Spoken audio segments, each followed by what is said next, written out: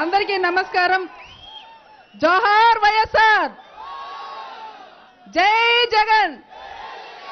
జగనన్న రావాలి, జగనన్న కావాలి, జగనన్న నాయకత్వం వర్ధిల్లాలి. పాతపట్నం నియోజకవర్గ ప్రజలందరికీ, 5 మండలాల నుంచి వచ్చిన ప్రజలందరికీ, ముఖ్యంగా మెలియపుట్టి గ్రామ ఈరోజు ఇక్కడ బహిరంగ సభకి ఈరోజు అవకాశం ఇచ్చిన జగనన్నకు, అలాగే మీ అందరికి కూడా పేరు పేరున హృదయపూర్వకమైన నమస్కారాలు తెలియజేసుకుంటున్నాను. నేనెవరో తెలిసి మీ పాలకొండ నియోజకవర్గ కళావతమ్మని.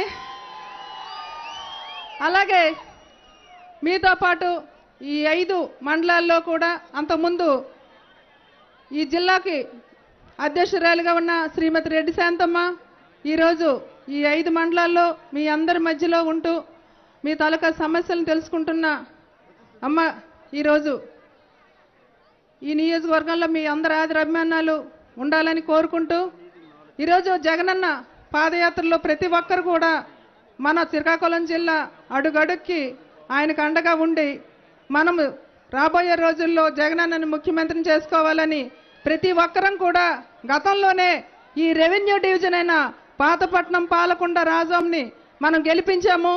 ఇప్పుడు కూడా అంతకంటే మెజారిటీతో గెలిపిస్తామని జగనన్నకు మనము ప్రమాణం చేసి చెప్తున్నాము కదా. అటువంటి ఈ నియోజకవర్గంలో అనేక సమస్యలు జగనన్నకి దృష్టిలో పెట్టడం జరిగింది. ఈరోజు కూడా పాదయాత్రలో మనందరం కూడా, ముఖ్యంగా పేద ప్రజలమైన మనము, గిరిజన ప్రజలమైన మనము ఇక్కడ అనేక సమస్యలతో సతమతమవుతున్నవన్నీ కూడా ఎంతో శ్రద్ధగా జగనన్న విన్నారు. అవన్నీ కూడా తప్పకుండా నేను ముఖ్యమంత్రిగా ఉండి మీ అందరికి కూడా నేను అండగా ఉంటానని మనకు చెప్పడం జరిగింది. అలాగే ముఖ్యంగా తిత్లీ తుఫాన్లో ఈ నందిగామ మండలం, టెక్కల మండలం దగ్గరలో ఉన్న ఈ మెలియాపుట్టిని, పాతపట్నం మండలాన్ని కూడా ఈరోజు ఎంత నిర్లక్ష్యం వహించారో మనం అందరం చూసాము.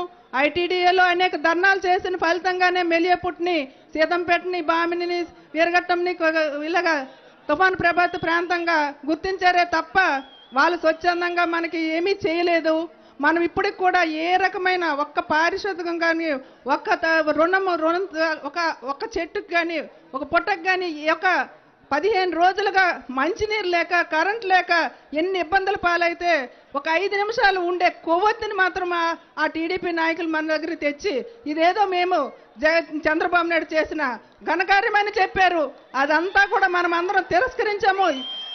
అటువంటి నాయకుడిని మనము ఎప్పుడు ఉపేక్షించేది లేదు, వాటిని ఎప్పుడు నమ్మేది లేదు. ఈ 4.5 సంవత్సరాలు మనకు మోసం చేసి ఈ గద్దెనెక్కిన చంద్రబాబు నాయుడు పరిపాలనలో మనల్ని ఎంత నిర్లక్ష్యం చేశారో మనం ప్రత్యక్షంగా బాధని అనుభవించాము. పాముల మధ్యన, దోమల మధ్యన నిరంతరం నీరు లేక, దారి లేక, ఏ సదుపాయాలు లేక, రోడ్లు లేక అల్లల్లడిపోతున్న మన గ్రామాలకి జగనన్న వస్తే మంచి సహాయ సహకారాలు అందిస్తారు. మంచి పరిపాలన మనందరం కూడా ఇవన్నిటిని సాధించుకుంటామని మరొకసారి మీకు తెలియజేసుకుంటున్నాను. ఎందుకంటే మనకున్న మౌలిక సదుపాయాల్లో ఇక్కడే నేను వస్తున్నప్పుడు కూడా చూశాను, ముకుందపురంకి రోడ్డు లేదు, ఇక్కడ చింతపల్లి అనే గ్రామంలో స్కూల్ లేదు. ఇటువంటివన్నీ ఐటీడీ ఏమీ సాధించలేకపోతున్నాము.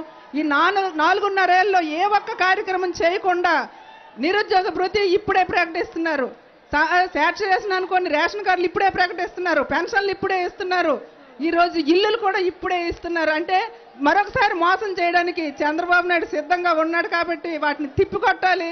ఎందుకంటే మన మంత్రి గారు ఉన్నప్పుడు, మృణాలి గారు మంత్రిగా ఉన్నప్పుడు ఈ ఒక్క ఇల్లు కూడా ఆవిడ ఇవ్వలేదు.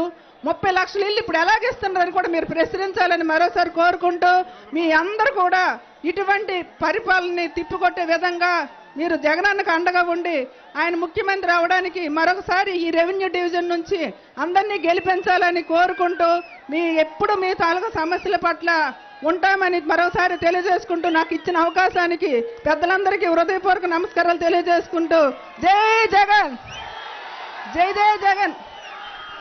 ఇప్పుడు